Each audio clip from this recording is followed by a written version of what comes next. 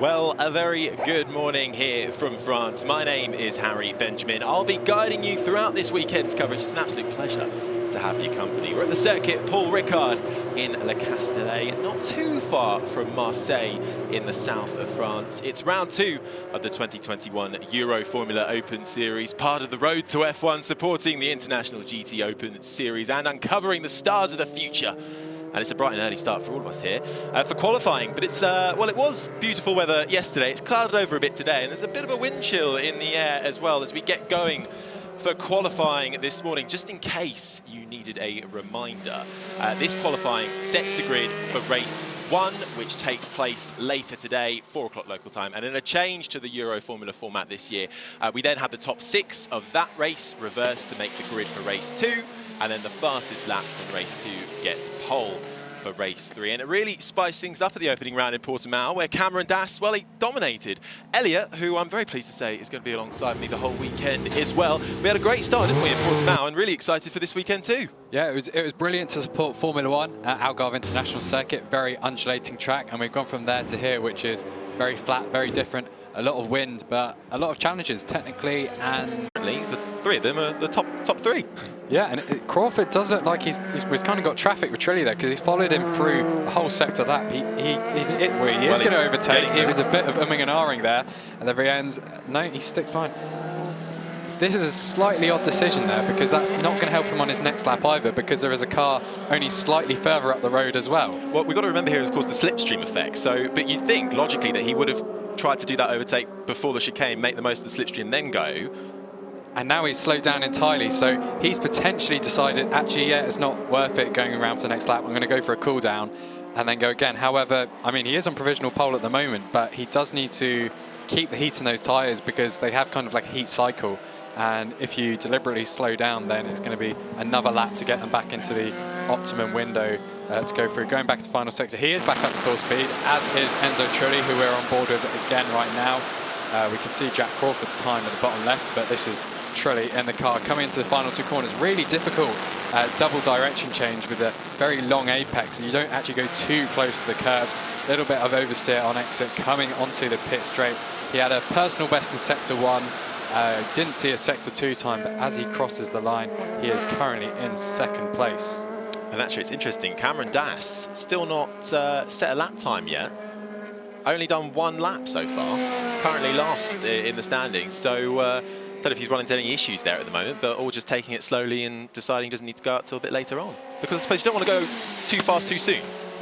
Yeah, and kind of earlier in the day it's colder as well, so it is actually slightly faster. So going at the very end and qualifying necessarily isn't an advantage. However, there is more rubber on the track, and also we tend to see in Euroformula qualifying, we have drivers go out on 1 run, they come back, they look at the data, often on a mobile phone, and they go, oh, can we change this, can we change that? And then they go out and do the second one. If Das isn't doing that on the first run as early as the other guys, he isn't going to get that data back as quickly as them as well. However, he does have the experience. He knows what he wants for the car already, whereas these other drivers are still searching for, you know, their setup preferences with this Dallara 320, even just kind of knowing Paul Ricard, because they've only spent the past 2 days here.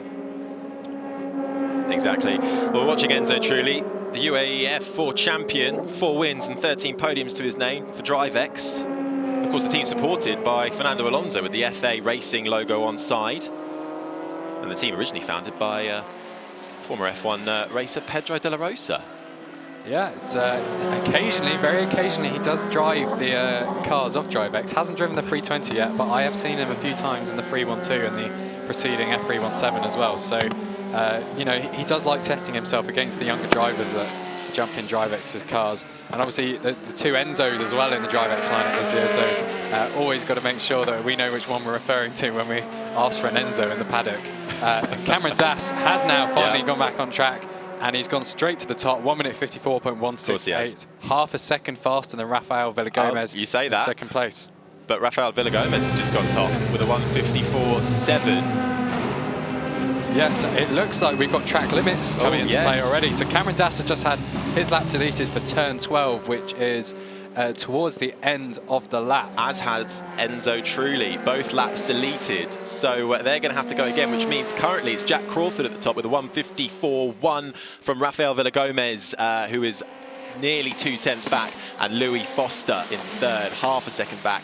Nazim Asman fourth, Casper Stevenson fifth, Philippe Canier is sixth, Enzo Trulli will have to go again then from seventh, Vivian Kasei eighth, Enzo Schionti in ninth, Josh Mason 10th, Zdeněk Chovanec is 11th, and Cameron Dass with, well, he's in the 2 minutes at the moment, so he's going to have to set another lap time if he wants to make pole. 13 minutes left to go. He's got plenty of time to do it, but we've seen this actually in a lot of the support categories. Track limits is really doing a lot of people over, because a lot of lap times I've been seeing are being deleted. Yeah, and track limits usually is on the exit corners, because you carry speed through the apex and then you kind of let it run wide. But when I was talking to the drivers yesterday, they actually said it's on the entry of the corners here, which is slightly different for them, because on the exits they have, not only do they have these curbs, they have these, I call them paddles for want of a better word, that you can see them kind of protrude out the ground, and they really damage the car if you run over them. So they want to avoid them at all costs, which is why they take more speed into the entry, and the apex speed is a little lower because they then have to brake later and then they come out. But it does mean lap times deleted. Das now back on top. He set his third flying lap, 1 minute 53.996. A rapid first sector, 30.95. So we are really getting close to the projected lap time territory that Casper Stevenson was telling me about yesterday. He expected the track record to be broken this morning.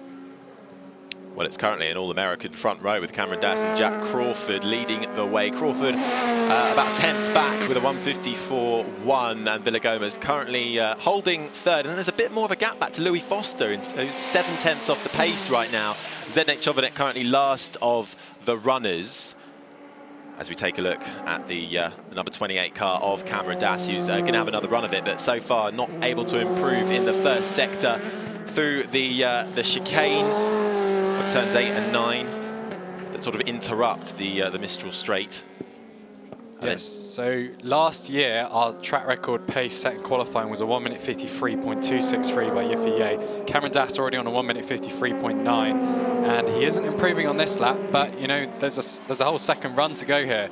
So drivers are very likely to get faster on that run as well. But why are we so much faster this year? Why do you think we will be so much faster? Well, this is at the very start of the Dallara 320's life last year. So it was the second event of the season, and pretty much all the teams were, I wouldn't say clueless on setup, but there was really, you know, they were trying everything because it was a new car still, and they didn't quite know what each kind of circuit wanted. And because of the long straights here at Paul Ricard as well, did kind of stand out. And that was why a lot of them were surprised by how well the tyres lasted as well. They'd set out the car potentially not to be the fastest possible car, but it turns out to be actually a very good race car as a result, because it wasn't taking the maximum out of the tyres, and therefore the tyres lasted so much longer in the races. But that does mean, because we've had a whole year of experience with the 320 now, coming into this round this weekend, we should be seeing lap times quite a lot faster than last year. Well, Cameron Dass decided to bail out that one. He wasn't getting any time, so he's gone back into the pit lane. This is Zdeněk Chovanec for R Racing, the number 66. One of the 5 rookies in the field, the Venezuelan-born Czech, just 17 years old. He finished 7th in the UAE Formula 4 in 2022, podiums to his name. Also did Italian F4 as well. Didn't have as much success in there, but and he's decided to go to the pit lane as well. So this is sort of the lull that we get before the next set of runs they'll be going in. They've done their first bit, have a quick look at the data, and then see where they can improve. Yeah, it's a lull on track, but it's still all action in the pits. You'll have the team bosses and the engineers literally throwing a mobile phone into the cockpit going, look at this onboard, look at this data trace. What do you think happened here? Do we need to change the front wing a little bit? And obviously they'll put on fresh tyres as well. Some drivers do actually keep on the old tyres in case they're going to save them for later on. I've already seen, I think that's Philippe Camignar's come straight back out of the pits, or Nazim Asman. So we're already moving ahead very quickly. There's 9.5 minutes left this session. An out lap is typically around 2.5 minutes, depending on how slowly you want to go. But that would probably then leave around 7 minutes to set laps, which would give you 3 or 4 flying laps. Well, the top 5 currently covered by about 1.2 seconds. So I imagine we'll see those times come down as we get through these second runs. But Cameron Dass sitting pretty at the moment on top with a 1:53.9. And of course, he did absolutely dominate in Portimao, but he didn't qualify on pole. did he? He managed to, he only did second in the first qualifying and then managed to win all 3 races. So he's going to be carrying a huge amount of confidence there. But as I said earlier, we didn't see exactly what Jack Crawford could bring to the table, and there he is, just a 10th back. Yeah, and the interesting thing about that Algarve weekend with Das is in the last 2 years, maybe even the last 3 or 4 years in Euroformula, we do see these dominant winners, but we only ever see them winning from the front, from pole to flag. Cameron Das didn't do that. He was overtaking drivers. He had a really, really strategic game plan, very much in race 2, that took him to that victory. And we haven't seen that in quite a while in Euroformula, so I don't think he'd be worried if he didn't qualify in pole, because he knows how to control a race now, basically. And basically how to drive the car in front of you, as they say. We're back on board with Enzo Trilli. He's already returned to track, going through the very twisty final sector of the lap, I believe. Oh no, actually first sector lap. It's a very confusing circuit, Paul Ricard, because of these blue and red asphalt strip runoff. It just goes on and on, essentially. And like you said, there's actually a very scientific reason for that. And there's there's obviously lots of configurations of the circuit as well. Which is why they have so much 167, I'll have you know. 167. That's we're only racing on one of them this weekend, sadly. Yeah, but it is. But I think it's also because it's so flat, and also the colours of the blue and red on the runoff can make it a bit confusing as to where you actually are on track sometimes. But Enzo Trilli managing to find his way around a bit better than we are. But that's probably for the better, really. Currently sitting in 9th. Looks like this is just an outlet though, so he's getting ready to go fast. And Josh Mason has just gone up to 6th place, so 1 minute 55.4. Personal best in all 3 sectors and in the speed trap, so he's getting quicker straight away. That probably means he's going to have another 2 laps of these tyres at that kind of pace, getting faster, and I think he might be one of the first to then go back to the pits. We're now looking at the number 18, that's Nazem Azman, currently in 5th place, 1.266 seconds off pole. We know he can be closer. We saw it in testing, saw it in practice, and now Jack Crawford's exiting the pits as well. He's going to come out behind a DriveX car again. We've already seen that in qualifying today. Yeah, the traffic is an issue here, despite only having 12 cars, because, you know, out laps, in laps, flying laps, they're all happening at once. I'm actually surprised we haven't seen more cars closer together on that main straight, trying to get the slipstream effect, because surely that's going to be incredibly powerful. But you've got that tricky chicane to deal with, because you don't want to be behind them going through it, do you? Yeah, it's a juggling act, essentially. And we saw actually in Italian F4 qualifying this morning, US Racing sent their drivers out on track and they just slipstreamed each other for the first 10 minutes and basically took themselves several seconds ahead almost at one point. So I'm surprised teams aren't doing it now. However, in 2020, many people who are watching Euroformula would have seen Yiffy and Lucas Dunner trying to do this strategy through the first few rounds, and let's just say it ended in quite a bit of angst when one of those drivers didn't play to the game plan, and it all kind of devolved from there. Very good drama though, it was great to follow in the paddock. Oh, we all love a bit of drama, don't we? Yeah. Nazem Azman, though, we're watching now. Currently in 5th, as we said, the Malaysian-born 19-year-old, but we switch back to Enzo Trilli now, who is going for a fast lap, but 2.5 tenths up in the first sector. So, but here we go, getting a little bit of slipstream there from one of the other drivers in the field. Seems to have timed that relatively well, but he's nearly half a second off in the second sector, so not improving. That was Jack Crawford, who might have been returning the favour from earlier, but as you can see, when he went into the chicane on the Minstrel Straight, the car got very loose in that dirty air, and he ideally wanted to catch him kind of after the chicane rather than being behind him just before it, which hurt him there. So he probably shouldn't stay at full pace the rest of this lap. He could back off a little bit through some of these corners, so he's got the tyre life for the next lap to go even faster.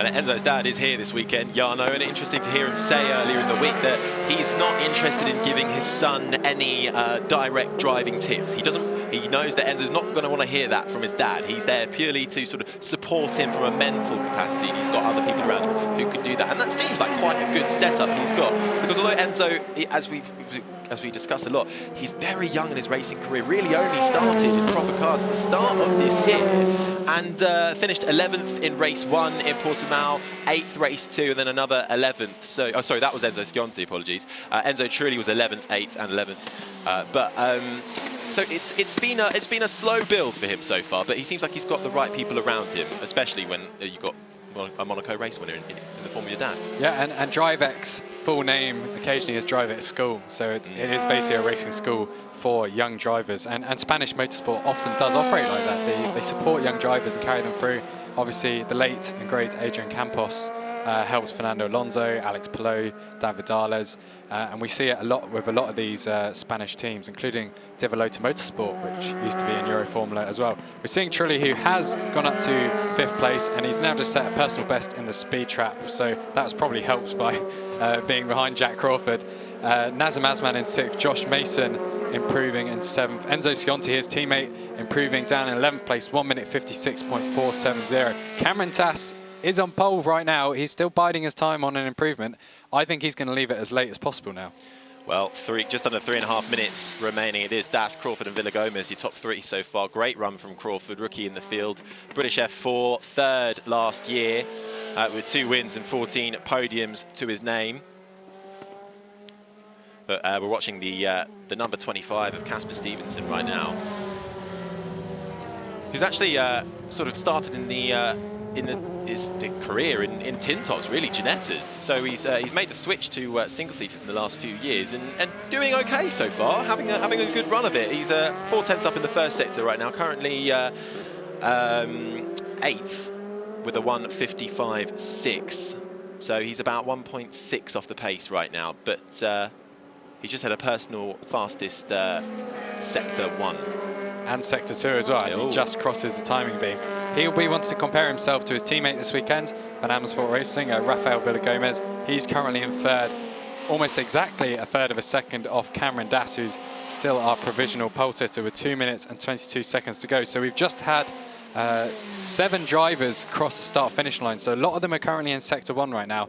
That's going to give them, I think, 2 laps to go right now. So we should be able to see 2 more final laps. And Villagomez has just set not only his personal best in the 2nd sector, but the fastest of anyone, a 35.489 second split. So he is definitely gearing up for an attempt at pole on his next effort.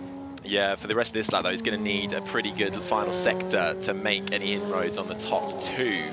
But never say never, Stevenson's just gone up to 7th, which puts Mason down to 8th. As we watch Rafael Villagomez. And Jack Crawford has just set the fastest first sector of anyone, of 30.908 seconds. We're going to see Villagomez a little tail happy out to the final corner. He is going to cross the line, and he does improve, goes up to 2nd place, only a 10th off Cameron Das as well. That was a mega final sector. Crawford, after his amazing first sector, he set a personal best in the 2nd, not quite matching Villagomez. However, I think that lap should even out. We see him coming into the final sector now. Some of the trickiest corners. Das is up as well in the first sector, ever so slight in his own time, and only 0.02 of a second up or down even in his 2nd sector. So it's going to be so tight between these top 3. But Villagomez has just had his lap time for deleted for track limits at turn 12, which is towards the end of the lap. It's the long really kind of left-hander. Yeah, it's a direction change pretty much. You know, cars want to go in a straight line really, and changing direction twice very quickly doesn't really agree with them.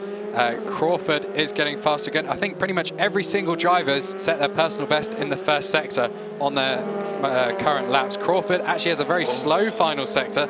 Does improve though to 1 minute 54.032, 0.036 seconds of provisional pole. Louis Foster crosses the line just behind him, got the toe there, I think, down the pit straight, 0.17 seconds off pole. A really close battle at the top 3 now. Villagomez might rue that track limits deletion if he gets to have another lap in time. He's currently in 4th at the moment, but he has just gone fastest in the first, his personal fastest in the first sector. So we'll see if he can make up that ground to claim back 3rd. But it is Das, Crawford and Foster as the checkered flag flies. That is the end of qualifying, but still a few cars left on their lap. Casper Stevenson has finished in 7th for the moment. What can the rest do? Let's look at Jack Crawford. He's just gone a personal fastest in the first sector as well, 0.03 of a second behind Das. So it is all to play for still in these final few seconds. Cameron Das, 0.03 of a second up in his first sector. Crawford has gained time in the first sector. He's a 10th up. Yeah, and he's got a bit of a toe here. He was behind Chovanec, who was behind 2 other cars as well. So he's got a huge benefit in that middle sector, as we've just seen, 35.3 seconds. So he's 0.3 up. I imagine he is going to take provisional pole here. We would need to see Cameron Das's response though. 0.099 seconds off. That's obviously off his own benchmark he's set. So it's all about what Crawford does in the final sector. He's had the benefit of being behind cars in the middle sector. It's going to be a disadvantage through these corners for Crawford. Villagomez has managed to get up to third, as Louis Foster as well is setting personal bests. 5,000s up in the middle sector right now. So he might be able to steal that third back from Villagomez as we watch Jack Crawford come through the final turn. What can he do? Can he put it on pole? Yes, he can. 3/10 up in that final sector. 1:53.6 to take pole for Jack Crawford. Cameron Dass can't do anything about it. He will have to sit behind him in second, nearly 3/10 down. Villagomez holds on to third, 4/10 down. Then Foster, Asman, Enzo Trulli, his day is done as well in sixth. Then Casper Stevenson, 1.3 seconds back in seventh. Josh Mason, Philippe Caminieres and Enzo Schionti are 9th and 10th. Zdeněk Chovanec is 11th, and Vivian Kisei rounds out the field in her team Motorpark. Oh, that got a bit exciting at the end, didn't it? One thing's for sure, although it is 2/10 and 4/10 back to Villagomez, I think if they'd all got it together and the lap that was critical, it would have been very, very close. Just thousandths of a second making those crucial impact. Yeah, I think it was potentially all about timing, and we're now going to see the results. Well, here we go. Jack Crawford will start race one from pole for Team Motorpark. Then it's Cameron Dass making it an all-Team Motorpark front row. Rafael Villagomez lines up in third for Van Amersfoort Racing. Louis Foster's fourth. Nazim Asman fifth. Enzo Trulli is sixth. Casper Stevenson in seventh for Van Amersfoort Racing. Josh Mason is eighth. Philippe Caminieres for the Crypto Tower Racing Team is ninth. Enzo Schionti will make it into the top 10 as well for DriveX School. And then we head over to the second page. It's 11th for Zdeněk Chovanec and 12th for Vivian Kisei, who will start last for her Team Motorpark. And it will be crucial as well to see what happens in the race as well, because of course the top 6 reversed. But there is your pole sitter for race one, Jack Crawford. And if he was going to do it in style, I think he absolutely did, because having missed the first 2 rounds for not being old enough, he's certainly made his mark, hasn't he? Yeah, it's very reminiscent of 2019, where Yuki Tsunoda and Liam Lawson kind of did the same for Motorpark here.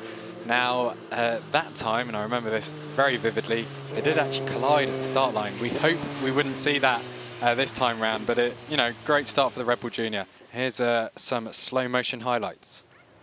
Yes, well, it was an all-action Qualy, wasn't it, with the number 8 car starting things off for us, Rafael Villagomez. Lots of times being deleted for track limits. Cameron Dass had a bit of a late start, actually, coming out to qualify, but when he did, he was right up there on the pace, battling his compatriot in the number 52 Team Motorpark, Jack Crawford, who were topping and tailing for the times of the top 2.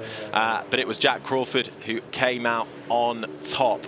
Right when needed. It's of course part of the Red Bull Junior program, so that is going to look very, very good for him. The 2020 ADAC F4 came second, also doing Formula 3, FIA Formula 3 this year with Team Hightech as well. So he's got a busy year ahead of him, and this is going to be this has been a good start for him, hasn't it? Yeah, very good start. And this car is so different to the FIA Formula 3 car, so to jump from that into this and be on the pace is a very impressive job. But this is only the beginning. There's 3 races ahead. That's where you actually earn the points, well, more points, and a lot harder work as well. Yes, of course, he does get 1 point for qualifying in pole position, so he's already up on himself this time in Portugal, having a hug there with some of his teammates. A very happy man, I'm sure, but as you say, Elliot, it is still all to do later for the race, which will take place this afternoon. Race 1 in support of the International GT Open, as he walks back to his garage to get weighed. It's quite a long walk, and actually our commentary box is just above these guys, so we can see the pit straight, and it's a very nice view. And there is, with the airport in front of us, we do actually have a view of the windsock as well. Now this is going to be really, really important later in the day when there is more wind, and we need to know what direction it's in for the drivers. At the moment it's actually pointing down, so no wind at all out there. A very windless qualifying session. Just having a look at some more replays there. Rafael Villagomez, I think he'll be satisfied with third, considering he had to go again for his his lap time after he was deleted for track limits. Then the number 28, Cameron Dass, couldn't quite put it on pole. He lost out to the number 52. Jack Crawford, the rookie, is your pole man. Jack Crawford, first full racing weekend in the Euroformula and pole position in qualifying at the very last minute. Yeah, it's obviously nice to get the pole. It wasn't easy. I had some traffic in the last sector, which I thought was gonna steal away the pole from me. But luckily, I still got the lap in, and yeah, it was quite a decent lap. But yeah, happy to get qualifying on pole in my first event. So. How you see the race with the wind also? It's an element to take into consideration. Yeah, the race will be different for sure. We'll see. We just have to nail the start at first, and then I think after the start, I think I can get into a good rhythm and hopefully get the win. For now, well done. Enjoy it. Yeah, thanks. Well, he seems fairly happy there, doesn't he, Elliot? Yeah, first ever qualifying session, because obviously he missed the Algarve one. But it is all still to play for as we have the race coming up later, 4 o'clock local time. That will kick off. It's going to be interesting to see how these drivers fare when it comes to overtaking, because Circuit Paul Ricard, not the most easiest place to overtake. But do make sure you join us for that. But it will be Jack Crawford who lines up on pole position, the rookie driver in his first qualifying session for Euroformula for Team Motorpark. They'll be very happy with that, Elliot, won't they? Yep, incredibly happy, and we look forward to the race later today.